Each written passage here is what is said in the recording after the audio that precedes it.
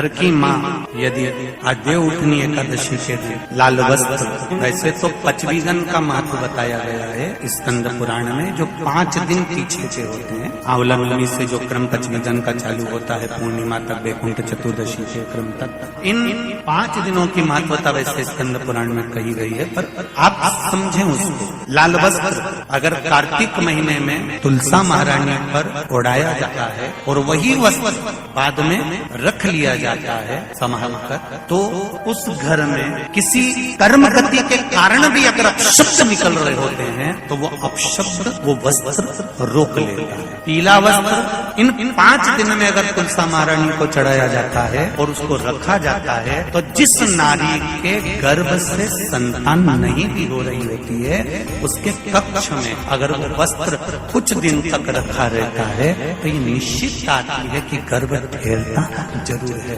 ये पीले वस्त्र की और लाल वस्त्र की महत्वता कार्तिक महीने में। सबसे पहला नियम एकादशी व्रत का, सबसे पहला नियम है कि आप जिस दिन व्रत करो उसके एक दिन पहले भक्ति का संचार इस हृदय में कर लो। भक्ति का संचार इस हृदय में कर लीजिए। जिस दिन आप व्रत करो, जैसे एकादशी का व्रत कर रहे हो तो दशमी के दिन शाम का समय जब आवे, रात्रि जब होने लगे, शाम का समय आवे और रात्रि का आप जब भोजन ग्रहण करो तो उस भोजन में कोई ऐसा पदार्थ ग्रहण मत करिए जिस पदार्थ के कारण आपकी एकादशी बिगड़ जाए।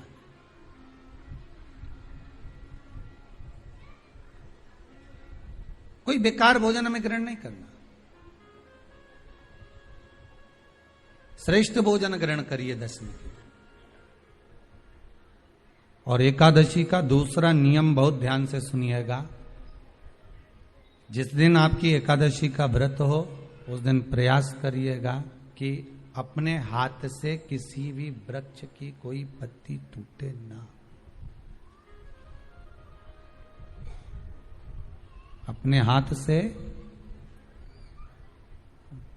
किसी भी वृक्ष की, पौधे की, किसी भी वृक्ष की पत्ती अपने हाथ से ना टूटे।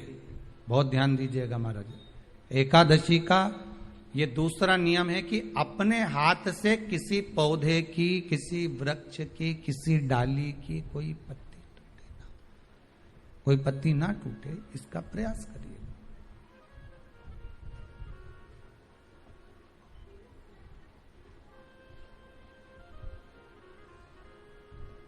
कितना सुंदर व्याख्यान कहा है, कितना सुंदर वर्णन है महाराज कि मात्र एकादशी का व्रत कर लेने पर, मात्र एकादशी का व्रत कर लेने पर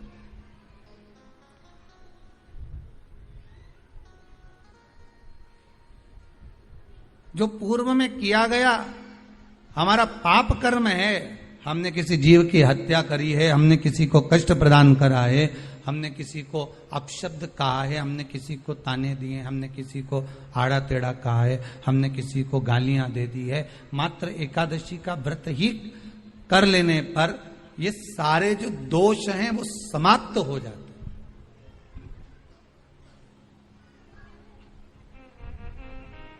सारे दोष हमारे समाप्ति पर आ जाते हैं।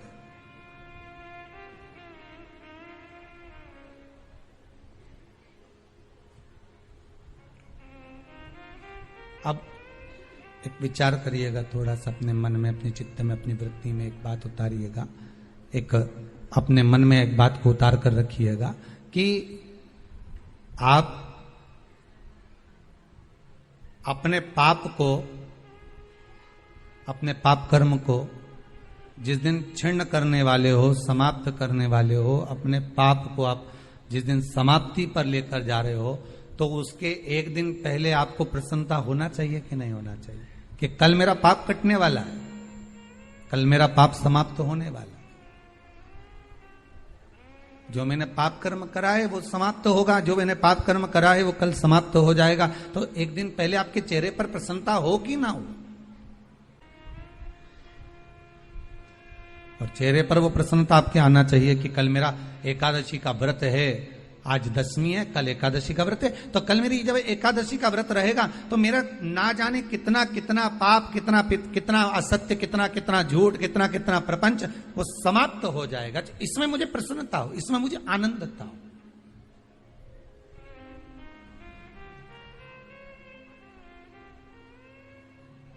तो क्या कहा गया कि प्रयास करिएगा कि एकादशी के दिन कोई वृक्ष की, कोई डाली की, कोई कोपल की कोई पत्ती ना तोड़ी जाए। क्यों? तो कहा अगर उस पत्ती को हम तोड़ देते हैं, वृक्ष की पत्ती को या क्यारे में लगी हुई कोई डाली की पत्ती को हम तोड़ देते हैं तो एकादशी का पुण्य फल प्राप्त नहीं होता, एकादशी का कोई फल हमारे खाते में नहीं जाता, पुण्य फल प्राप्त। अब फिर भले तुम चाहे तुमने मोरदन खाया हो, चाहे तुमने फिर चिप्स खाई हो, चाहे तुमने फिर व्रत का कितना ही सामान खा गए हो और तुमने सोचा कि आज मेरी एकादशी है, तो फिर उसका कोई फल प्राप्त नहीं है, उसका कोई सुख प्राप्त नहीं है आपको, फिर उसका कोई आनंद प्राप्त नहीं है आपको, फिर उसमें कोई आनंद की अनुभूति आपको नहीं मिल रही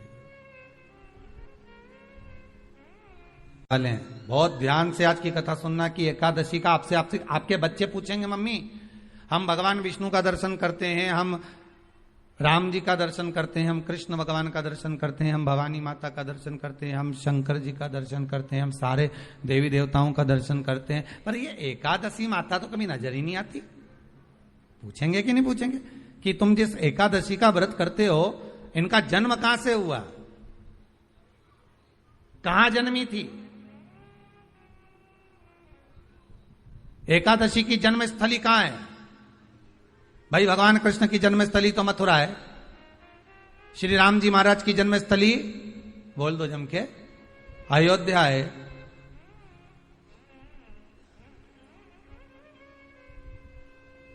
कोई आपसे पूछ ले कि एकादशी की जन्मस्थली कहां है तो आधे लोग तो बाल खुजाने में लग जाएंगे कि एकादशी आखिर पैदा कहां हुई थी, जन्म कहां लिया था, इसका जन्म हुआ कहां था, कहां जन्मी थी ये?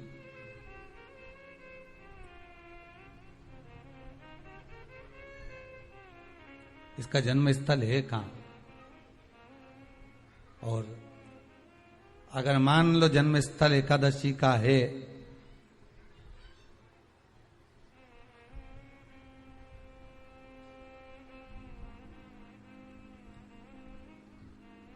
और एकादशी अगर जन्मी है, उसका जन्म हुआ है और दुनिया के लोग इतना व्रत करते हैं, उपवास करते हैं, तो फिर इसका जन्म स्थल कहां होगा? तो कहा इसका जो जन्म स्थल है वो बद्रीनाथ। कहां पर है? बद्रीनाथ। और उस बद्री विशाल में भी एक गुफा जिसका नाम है हेमवती। क्या नाम है? हेमवती। उस गुफा में एकादशी का जन्म स्थल है। बद्री विशाल में हेमवती गुफा जो 12 योजन अंदर प्रवेश करने जितनी है, 12 योजन की गुफा के अंदर, हेमवती के अंदर एकादशी का प्रागट्य हुआ था, एकादशी का जन्म हुआ था।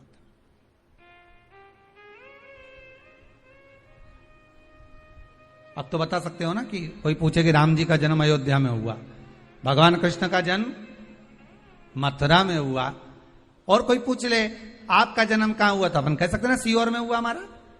और आपसे कोई पूछे कहां हुए तो कहीं इंदौर में हुए, कि देवास में हुए, कि भोपाल में हुए, कि मुंबई में हुए, कि पूना में हुए, आपका तो बता दोगे। पर बच्चे आपसे पूछ ले मम्मी तू इतनी एकादशी का व्रत करती है, एकादशी का तू व्रत करती है और सबको करा देती है कि वल्लभ कुल की एकादशी करो, भले बकरी जैसे चरो पर एकादशी करो, और सबको एकादशी कराया, तो कोई पूछ ले कि एकादशी का जन्म कहां हुआ था, तो आप कह सकते हो कि बद्री विशाल में, हेमावती में, बद्री विशाल के हेमवती गुफा के अंदर जो 12 योजन की गुफा है, उस गुफा में एकादशी का जन्म हुआ।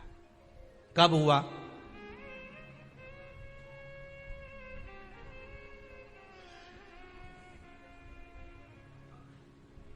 जन्म होने का कारण, राम जी के जन्म होने का कारण था रावण का संहार।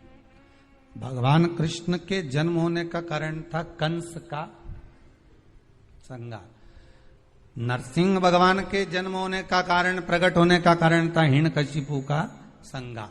वराह भगवान के प्रकट होने का कारण था कि पृथ्वी को जल पर लाकर ठहराना, हिरण्याक्ष का संहार।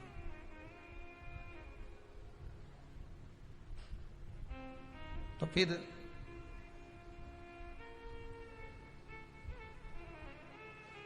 इसके जन्म का कारण क्या है?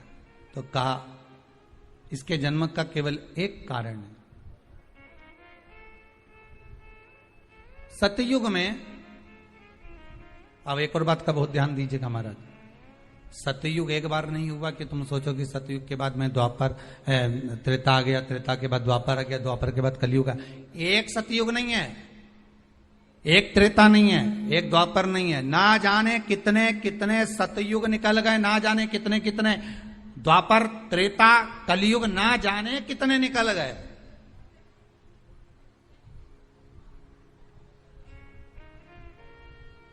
और आप और हम जैसे भी इस पृथ्वी पर ना जाने कितने, अरे जम के तो बोलो, निकल गए। पृथ्वी वहीं की वहीं है, जिस मकान में रहते हो वो मकान भी वहीं की वहीं है।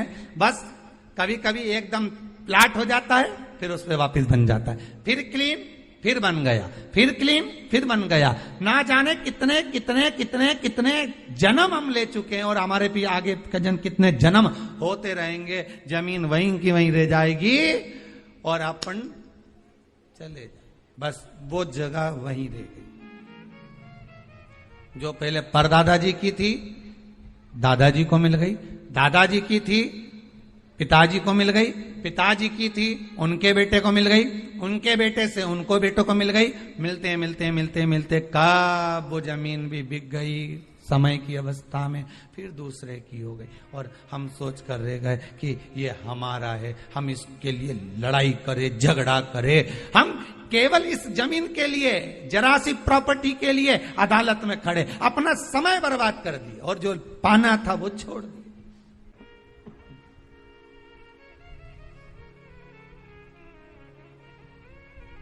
जो पाना था वो छोड़ दिया हमने।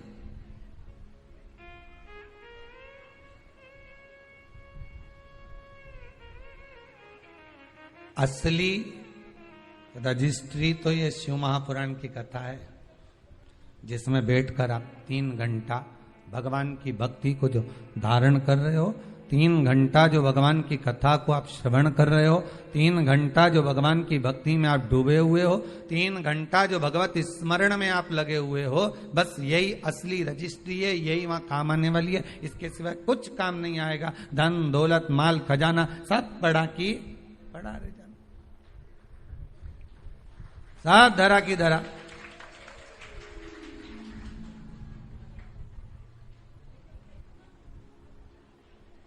रह गया। वो एक लाइन आप लोग स्मरण करते होंगे, सज धज के जिस दिन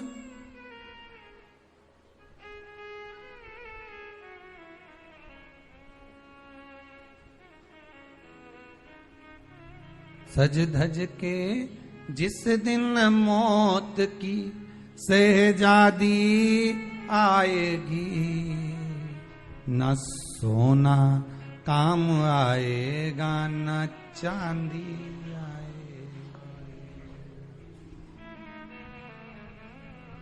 अलमारी में धरा की धरा रह जाएगा, लॉकर में पड़ा की पड़ा रह जाएगा। लॉकर में पड़ा की पड़ा है, अलमारी में धरा की धरा है। कपड़े भी सारे घड़ी बने की बने रहे, कपड़े भी धरे की धरे रह गए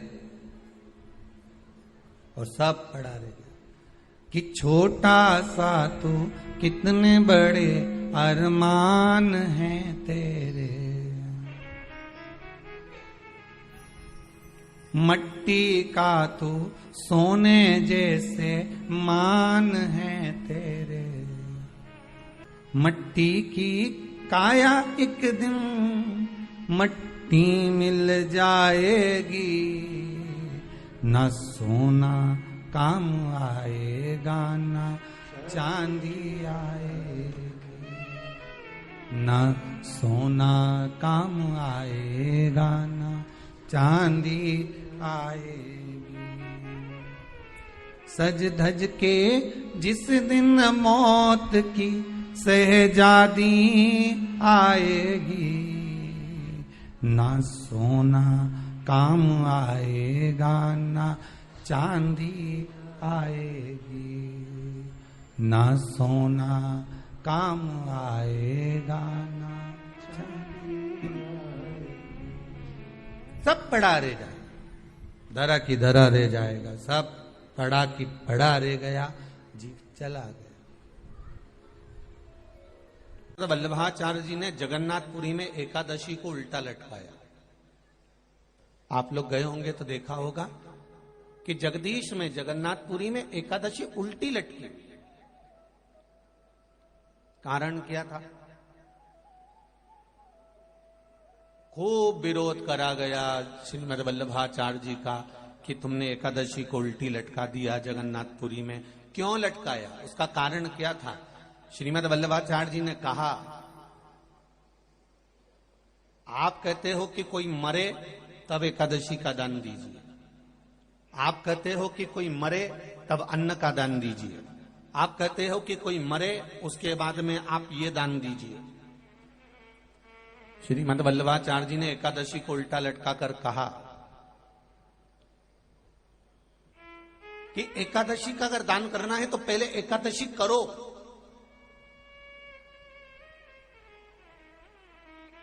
और एकादशी करने के बाद उस एकादशी का फिर दान करो जीते जी।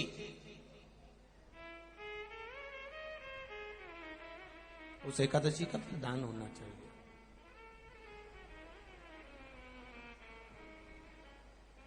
कितना सुंदर!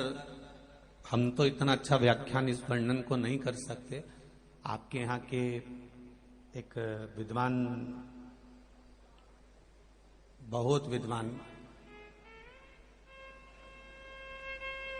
पुष्टि मार्ग के लेखों को अपनी वाणी में व्यक्त करने वाले, जिनकी वाणी को इस शरीर को भी सुनने को मिला, परम पूज्य आदरणीय, मैं तो संत शिरोमणि भी कहूं तो अतिशयोक्ति नहीं होगी, आदरणीय शायद मदन लाल जी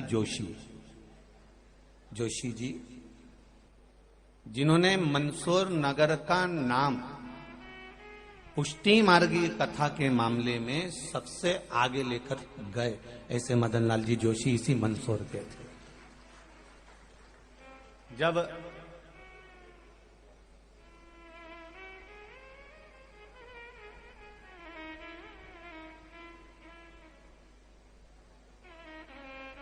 अपनी वाणी से वो कहते थे, अब तो शायद शरीर नहीं है उनका, शिवालय का दीपदान हम आप लोगों से भी कहेंगे, कभी एक बार प्रैक्टिकल करो। 1 वर्ष का कोई भिक्षा मांगने वाला भी है ना, बहुत दरिद्रता उसकी जिंदगी में है, बहुत गरीबड़ा है, उसके पास खाने तक के लाले पड़ रहे हैं, तो हम उनसे एक निवेदन करेंगे कि प्रयास करो 1 वर्ष।